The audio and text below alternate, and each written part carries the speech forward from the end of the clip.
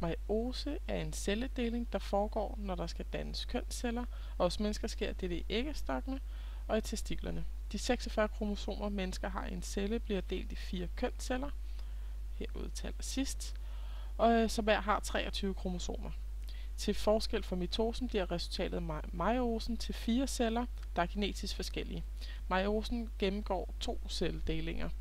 Første del, her i interfasen, bliver kromosomerne fordoblet ved DNA-replikation og endnu ikke synlige. I profasen bliver kernemembranen opløst, og de fordoblede kromosomer har trukket sig sammen og er nu synlige. Kromosomerne ligger sig ved siden af hinanden, kan vi se her, parvis, og bytter DNA-stykker. Det kaldes overkrydsning. Før var kromatiderne genetisk ens, og på grund af overkrydsningen er de nu genetisk forskellige. I første metafase ligger kromosomerne stadig parvis efter overkrydsningen, og i første anafase begynder tendtrådene, som man kan se her, de her flotte tråde, fra centriolerne, de dutterne her, kanten, og de sætter sig fast til centromerne, de små sorte dutter her i midten, for hvert af parerne, og trækker dem til hver sin ende af cellen. I den første telofase dannes kernemembranen igen rundt om kromosomerne, og cellen begynder at snøre sig ind og dele sig i 2 nye celler.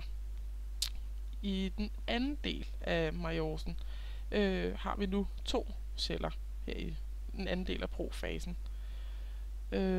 Og der bliver kernemembranen opløst igen rundt omkring kromosomerne. Til så her i den anden del af metafasen er de 2 nye celler dannet, og hver af disse celler indeholder nu det halve det oprindelige kromosomtal. Og de består af 2 kromatider, der nu er helt genetisk forskellige. Og de ligger så her i midten af cellen.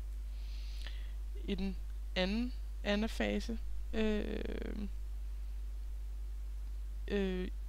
der i hver celle bliver de 2 kromatider adskilt i hvert kromosom, som man kan se her. Nu er lige adskilt lige på midten.